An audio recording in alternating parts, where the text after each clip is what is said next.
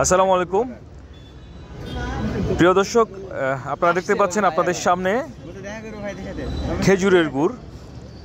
কিছুক্ষণ আগে এই গুড়টি তৈরি করে নিয়ে আসছেন আমাদের ছোট ভাই আল সাহাব। কি চমৎকার কালার, একেবারে অরিজিনাল খেজুরের গুড়।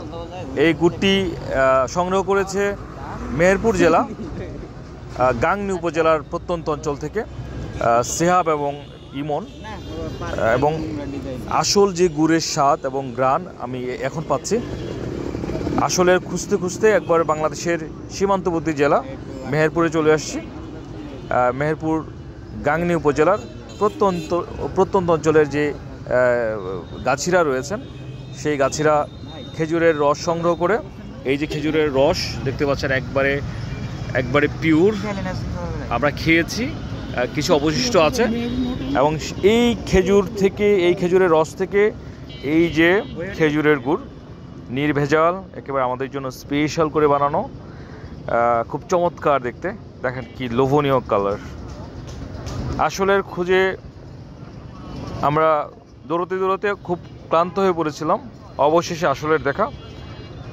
আসল কিছু পেতে হলে আসতে হবে আপনার এই মেহেরপুরে।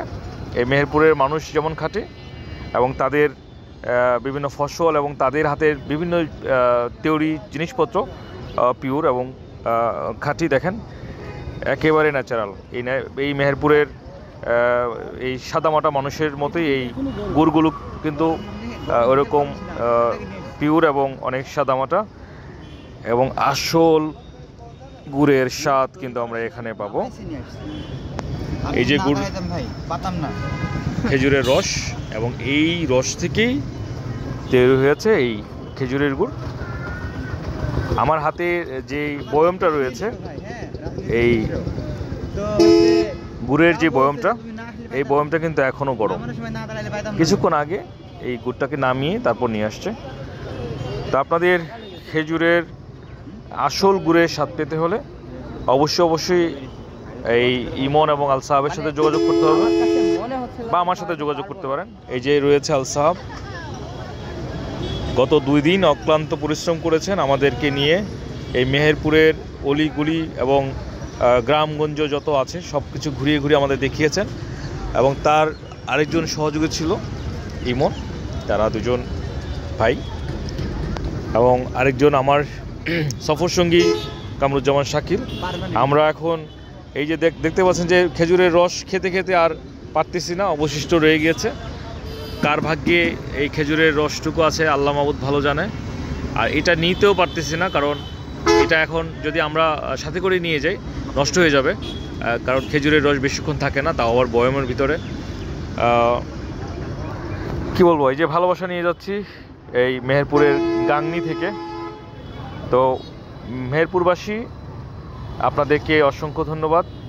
আর আপনাদের যে 2 কৃতি সন্তান এই আল সাহাব, ইমন, তোমাদেরকেও অনেক ধন্যবাদ এবং তোমাদের জন্য অনেক শুভকামনা রইল।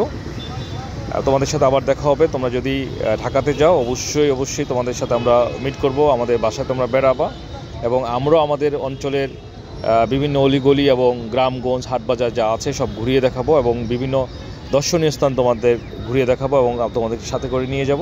তোমরা বেড়াবা যতদিন তোমাদের ইচ্ছা। তো এই ভালোবাসা নিয়ে এই মেহেরপুরের গাংনী থেকে আমরা আজকে বিদায় নিচ্ছি। ভালো থাকবেন সবাই, আল্লাহ হাফিজ।